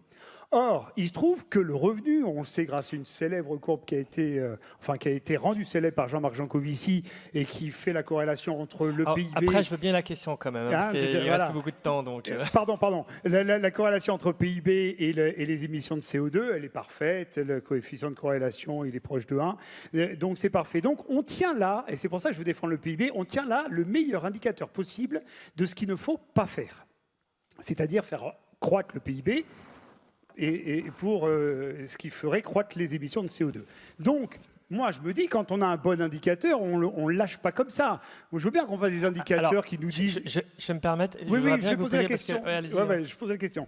On a un super bon indicateur. Faire un autre indicateur qui nous dit à quel point on est plus heureux qu'avant, c'est sympa. Mais là, on a un indicateur très utile parce qu'il nous permet justement de parler de décroissance. Et ma question, c'est une question d'économiste. Timothée, la décroissance, c'est combien en termes de PIB? Eh bien oui. Et pourquoi je pose la question? Parce que comme c'est du revenu, Si c'est une baisse du revenu qui est très importante, par exemple les 20% les plus riches de la société française, elle est là, les 20% les plus riches. Ça veut dire qu'il va falloir annoncer à un moment donné, c'est un petit peu l'apostrophe qu'a fait David Kaila qui t'a apostrophé il y a quelque temps, il va bien falloir dire aux gens, on va les baisser, ces revenus, hein, puisque si on baisse le PIB, ce qu'il faut faire... Alors on va laisser Timothée parler. Voilà, donc c'est combien? Merci. Alors, moi, cette question du combien du PIB, je la trouve pas centrale. Enfin, je veux dire, entre économistes, je pense qu'on peut s'amuser à faire ça, mais le problème du PIB, c'est qu'il prend en compte donc les revenus, donc la capacité à acheter, mais il ne prend pas en compte toutes ces autres choses. Et donc, si on annonçait aux gens, la décroissance, c'est, allez, on va dire, réduire le PIB en France de 50% d'ici à 2050. Voilà, dans un exercice de modélisation qu'on fait avec des collègues, c'est pour l'Europe des 28, on monte justement pour baisser les émissions de gaz à effet de serre de 55% d'ici 2030, c'est le Fit for 55. Ça demande, donc avec la vitesse à laquelle on décarbone aujourd'hui, on décarbonise dans l'Europe des 28, ça demande un taux de décroissance du PIB entre 1 et 2% par an, chaque année, à partir d'aujourd'hui jusqu'en 2030. Donc ça, c'est juste pour les gaz à effet de serre. Si on prenait d'autres pressions sur l'environnement, je pense que ça changerait. Mais ces exercices, et il y en a beaucoup d'autres, hein, Clément Condron, c'est lui qui a annoncé justement le moins 50% jusqu'à 2050. Il y a plusieurs collègues qui ont fait des exercices de modélisation pour l'Allemagne. Peter Victor l'avait fait pour le Canada, Tim Jackson pour l'Angleterre. D'autres collègues italiens l'ont fait pour la France aussi avec le modèle Eurogreen. François Briens l'avait fait dans sa thèse en 2015 pour la France. Et en fait, tous ces macroéconomistes qui sont très spécialisés dans ces choses-là et qui utilisent vraiment les modèles dernier cri pour se voir, en fait, ces simulations, elles ne nous donnent pas vraiment la saveur de cette transition. Parce que déjà, si vous prenez une partie des biens et des services et vous les démarchandisez, ça disparaît. C'est-à-dire que le PIB, à partir des années 70, on a inclus les services non marchands dedans, avec une technique de valuation qui est, en fait, vu qu'on ne peut pas calculer la valeur drogue, ajoutée, d'ailleurs, il y a pas mal de choses qui ont été intégrées dans le PIB, je crois la drogue, le marché... Oui, pour avoir une estimation, encore une fois, si le PIB c'est l'agitation monétaire, et ça mesure assez bien, il faut prendre en compte même, c'est pas une question de valeur, de dire ah la drogue c'est mal donc on le prend pas, non, la drogue c'est des transactions monétaires comme d'autres, et donc s'il faut mesurer les revenus de tout le monde ou quoi, il faut l'intégrer d'une certaine manière. Mais là c'est vrai que ça nous amène dans une position un petit peu aliénante, où on se dit d'un côté on vient d'inclure le trafic de drogue dans le PIB, d'un autre côté on a envie d'augmenter le PIB, ce qui veut dire qu'une façon d'augmenter le PIB, ça serait de vendre beaucoup plus d'héroïne. Et donc là, en fait, ça marche bien. Hein, on s'enferme un petit peu dans notre piège. Donc moi, c'est pour ça que j'ai pas voulu, je pense qu'entre économistes, à un moment donné, là, sur ce papier, qui est un papier très technique, ça apportera une estimation pour la France. Mais je ne pense pas qu'on ait besoin de savoir aussi à l'avance. Ce qui serait intéressant de savoir plutôt, et là, on va le faire dans un autre papier, c'est une approche par décile. C'est-à-dire pas revenu national, mais de dire par décile et par catégorie de mode de vie par décile, pour être beaucoup plus précis, pour prendre en compte aussi les diversités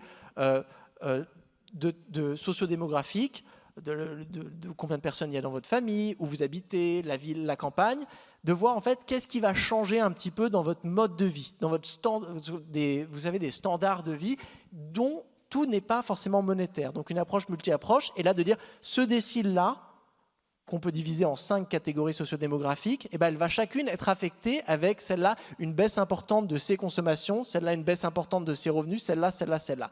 Et ça, si on fait ça par décile, on montrera, c'est un espèce de cadran, ça nous donne une vision de cette transition où chacun peut se dire ah, moi je suis quoi ?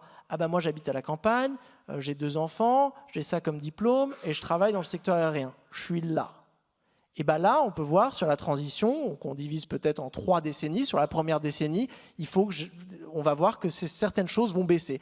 Si moi, j'ai d'autres enfants, j'habite là dans un H&M, j'ai pas de diplôme, je suis à la recherche d'un emploi, moi justement, je vais voir, il va y avoir des ressources qui vont être libérées. Donc moi, je vais voir, tiens, ça va être une hausse, je vais avoir accès à plus de choses. Donc moi, j'essaie de développer un cadre, en fait, plus riche, pour concrétiser un petit peu cette transition en fonction de la diversité des personnes et des implications que ça va avoir pour elles. Surtout aussi l'autre chose, c'est la démarche. C'est comment est-ce qu'on va faire pour y arriver. C'est pas tant est-ce que c'est tel pourcentage ou tel pourcentage. C'est ce que notamment tu as décrit avec Nantes, qui est la démarche qu'on peut avoir et qui est aussi basée effectivement sur le besoin. Est-ce qu'il y aura une autre question Très bien, une femme, hein? Ouais, super, génial. Merci. Bonjour. Oui, bonjour.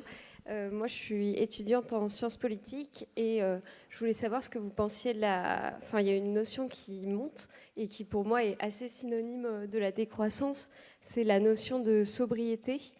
Et en fait, elle est pas mal reprise aujourd'hui par des acteurs institutionnels comme l'ADEME et même au niveau des collectivités et tout, ça commence à s'institutionnaliser. Et du coup, je voulais savoir... si toi, tu comptes te saisir de cette notion-là, sachant qu'aujourd'hui, ils travaillent beaucoup sur la réduction des besoins avec des politiques qui ressemblent, qui sont équivalentes à celles de la décroissance, comme ils parlent d'arrêter la publicité dans les villes, des choses comme ça, mais il n'y a aucune réflexion macroéconomique globale sur l'impact sur la production. Et du coup, c'est vraiment un véritable frein parce que du coup, souvent, ces politiques de sobriété-là sont freinées par les impératifs de développement économique. Mais non, la montée de la sobriété, la popularisation du concept est une opportunité géniale pour connecter avec d'autres choses. Le concept avait déjà été développé, par exemple, Pierre Rabhi parlait de sobriété heureuse, avait développé un très joli concept, très proche de la simplicité volontaire québécoise, autour de la sobriété heureuse.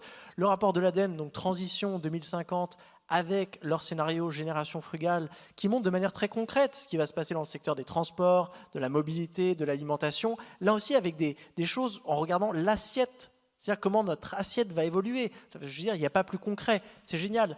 Après, ce qui est important, je pense que c'est les deux concepts viennent se connecter.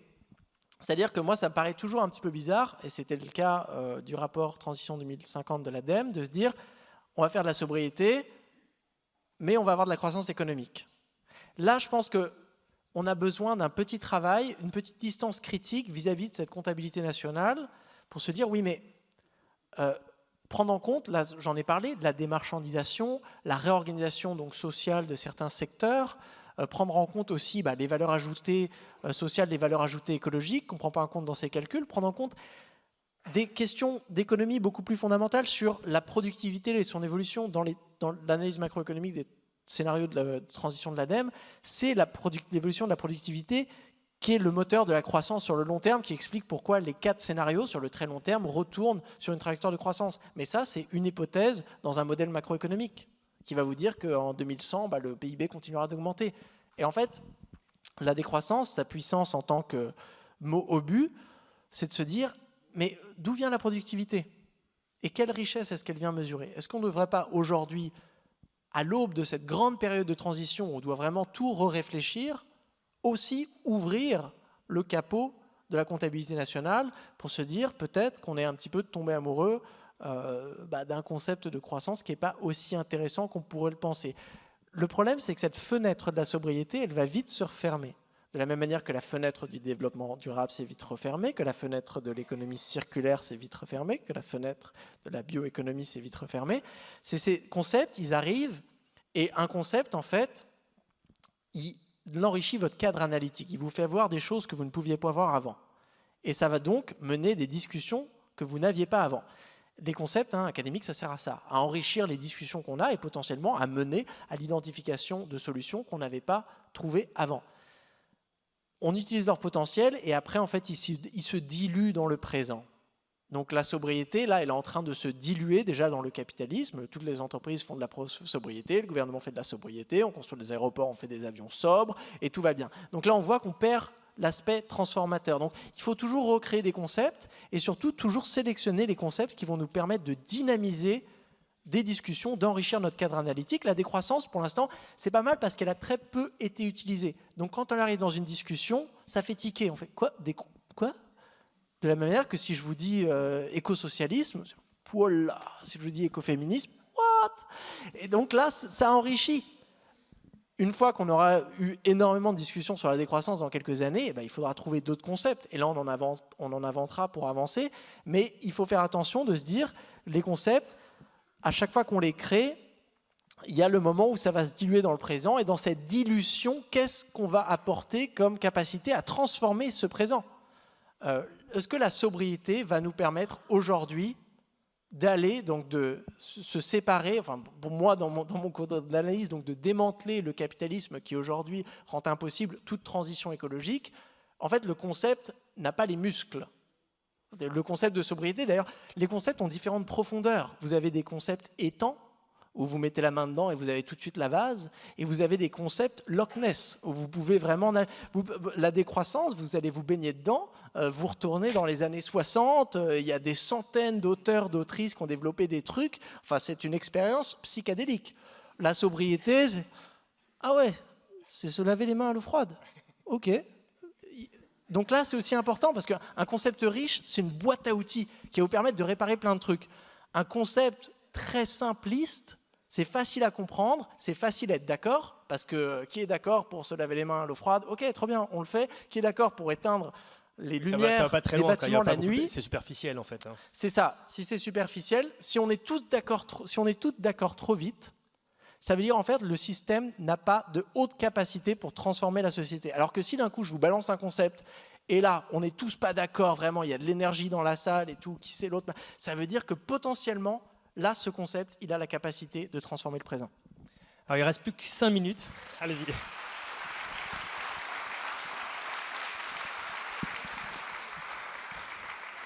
Le temps passe vite, il reste plus que 5 minutes, donc on va voir si la question, donc là pour le coup c'est un homme, et rapide hein, si c'est possible. Une question en 2 minutes, c'est... Non, moins que 2 minutes, ouais. Il reste plus que 5 minutes. Là. En lien avec la géopolitique, dans un contexte où on est dans une course à l'armement, où il y a un lien entre accès aux énergies fossiles et puissance militaire, en fait, très simplement, comment on fait de la décroissance sans s'affaiblir vis-à-vis d'autres pays qui n'ont pas forcément les mêmes valeurs et sans se faire en quelque sorte manger par les voisins? Si à la limite on était Taïwan ou d'autres pays, je me posais la question, mais c'est toujours marrant que cette question, elle arrive d'un des pays les plus puissants au monde, l'une des plus grandes puissances militaires, avec les tentacules coloniales les plus intrusives de l'histoire de l'espèce humaine. Et donc, c'est marrant parce que c'est un petit peu comme la décroissance, c'est vrai, c'est une sorte d'abandon de puissance. On l'a vu. Quand on parlait de justice globale, ça veut dire qu'il va falloir abandonner une certaine capacité à transformer le monde, une capacité qui nous a été donnée par un accès à des énergies fossiles qu'on a prises là où elles existaient avec des coûts écologiques énormes. D'un coup, on va moins pouvoir le faire. C'est-à-dire que notre capacité d'agitation humaine va être réduite. Et donc, c'est vrai, notre capacité à envahir d'autres pays va être réduite, notre capacité à produire des chars et à faire voler des avions va être réduite. Et là, si c'est un problème, là encore, on revient au premier chantier. C'est-à-dire, si c'est un véritable problème, d'accord, continuons à produire des armes, des tanks et aller chercher des énergies fossiles. Et là, d'un coup, en fait, la question se transformera. Comment est-ce qu'on maintient une stabilité géopolitique avec un effondrement de l'habitabilité de la vie sur Terre? Je pense que c'est une question beaucoup plus compliquée. Donc, même si vous étiez vraiment l'armée la plus... je ne sais pas, la plus auto-intéressée de se dire, ah bah très bien, on va... En fait, il y aurait un intérêt à faire une décroissance choisie, si ce n'est que pour préserver une certaine résilience vis-à-vis de l'accès aux ressources, vis-à-vis de l'accès à l'énergie, vis-à-vis de l'accès à l'alimentation et toutes ces choses qui sont importantes pour faire fonctionner un pays. Donc pour moi, déjà, il faut arriver à diviser ces questions parce que je n'arrive pas, moi, à comprendre l'alternative. Et même si l'on admettait qu'aujourd'hui, la croissance économique, ce n'est pas une puissance militaire. Encore une fois, c'est une agitation aveugle des transactions monétaires. Si on voulait être une puissance militaire, eh ben on ne construirait pas des McDo et des Monsieur Bricolage. On aurait construit une usine de tanks sur les menhirs. On ne le fait pas. Pourquoi est-ce qu'on ne le fait pas? Eh ben parce que graduellement, au fil des décennies, on s'est démilitarisé. Il y a eu des accords internationaux qui font en sorte. Et donc là je m'insère vraiment dans des discussions où je n'y connais absolument rien en géopolitique. Mais je pense que c'est des choses à continuer pour faire en sorte qu'on puisse pouvoir mobiliser nos ressources pour faire les choses qu'on a envie de faire, mais même de se dire qu'aujourd'hui, notre économie n'est pas planifiée pour cette chose-là. Elle est planifiée pour faire quelque chose qui potentiellement va mener à un effondrement, qui rendra plus difficile toute activité humaine, même les activités militaires. Et là, j'en reviens pas, je m'auto-dégoûte vraiment d'avoir eu cet argument de préserver des ressources naturelles pour le développement potentiel des productions militaires dans le futur. Mais ne vous inquiétez pas, cette question est tellement sortie que plusieurs personnes se sont lancées dans des thèses en sciences politiques sur le sujet. Grâce à toi. Pas grâce à moi, je pense que grâce plutôt à des personnes comme vous qui posent la question dans beaucoup de cercles différents. Et donc c'est vrai qu'il n'y a pas d'article académique aujourd'hui. Dans les 700 qu'on a sur le terme de la décroissance, il n'y en a aucun sur le sujet. Et donc là, moi, je pense que dans les années à venir, là, il y a des gens avec des véritables compétences en géopolitique vont se mettre à pencher sur la question et on en saura beaucoup plus. Et il faudra les inviter pour en parler.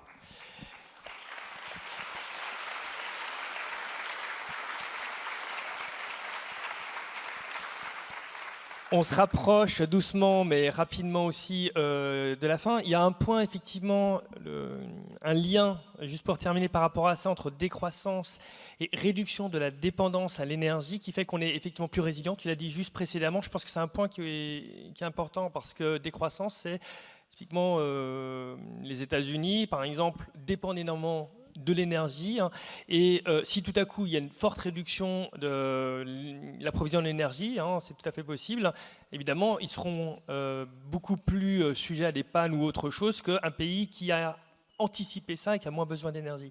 Alors là, on arrive au bout. Est-ce que tu devrais ajouter peut-être 1 ou 2 points de conclusion à la suite de cette 1h30 ensemble, et avec vous tous et avec vous toutes? C'est dur, il y a peut-être un point, parce que là je fais mon petit teaser trailer pour la suite du livre. Évidemment. Mais moi il y a un point vraiment qui me fascine en ce moment, c'est le syndrome de la guerre froide. En fait, où dès qu'on met en question le capitalisme, tout de suite on est associé au communisme. De la même manière que c'est un petit peu comme si vous aviez que 2 options. On est là à inventer l'économie du futur. C'est blanc ou noir, il n'y a rien entre les deux, ça. il n'y a pas de couleur. Alors que des systèmes économiques, il y en a mais des tonnes.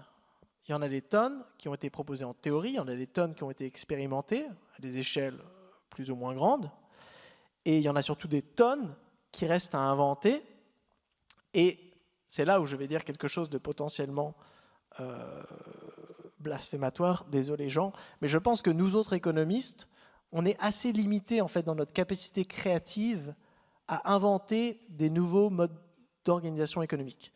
Je dis ça parce que en fait notre discipline s'est spécialisée dans l'étude du présent à tel point qu'on en a oublié qu'on pouvait aussi utiliser nos neurones pour développer des architectures économiques qui n'existent pas encore. Et moi, les initiatives aujourd'hui que j'observe qui, j'allais dire pullulent, mais qui fleurissent plutôt, ce sera plus joli.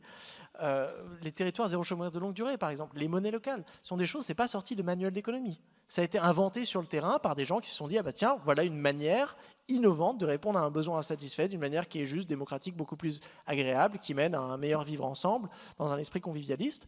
Et donc aujourd'hui, il va vraiment falloir démocratiser donc la pensée, l'invention de l'économie du futur. Donc moi, c'est un appel que je vous fais à chaque fois que vous vous retrouvez confrontés avec des personnes comme moi, donc, qui ont des doctorats en économie, qui passent leur temps vraiment dans les sciences économiques. En fait, ce n'est pas qu'une force, c'est aussi une faiblesse en termes de créativité. Donc aujourd'hui, on a besoin de sortir la transition et ces questions qui sont parfois très économicistes sur le PIB, sur le taux de chômage, sur l'inflation, sur la création monétaire. On a besoin de les interdisciplinariser, même de les transdisciplinariser pour arriver à en fait se donner un élan de créativité, parce que c'est ça en fait qui nous manque, c'est ça qui est fou en fait. On a du mal. Et je me rends compte, là, ils sortent une nouvelle saison de Black Mirror. Alors moi, j'adore Black Mirror. J'adore la science-fiction en général. Et j'ai trouvé ça ultra bizarre que dans tous les Black Mirror, il n'y avait qu'un seul épisode qui finissait bien, à peu près. Et je veux dire, qu'est-ce qu'on attend, en fait, pour utiliser notre puissance créative pour créer des imaginaires, des systèmes alternatifs qui marchent? Je pense que c'est tout l'enjeu qu'on a ici en tant que shifter, shifteuse ici, c'est que justement on t'accompagne d'une certaine manière avec, il y a plein de professions différentes, il y a plein de parcours différents, et c'est notre richesse de créer aussi cette société, que ce soit aussi au niveau du territoire, un peu partout, proche du terrain, mais aussi dans d'autres sphères. Je pense que c'est notre force. Alors merci énormément Timothée pour cette heure et demie passée ensemble. Merci à toi.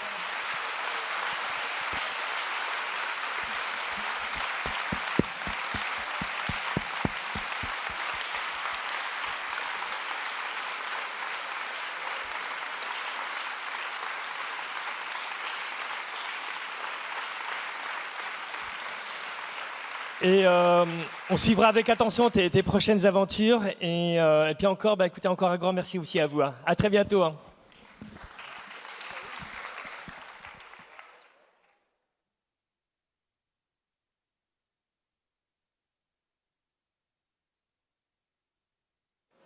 Allô, allô. Ne retenez pas Timothée sur la route. Il sera en zone de dédicace là-haut et il doit y être dans quelques minutes.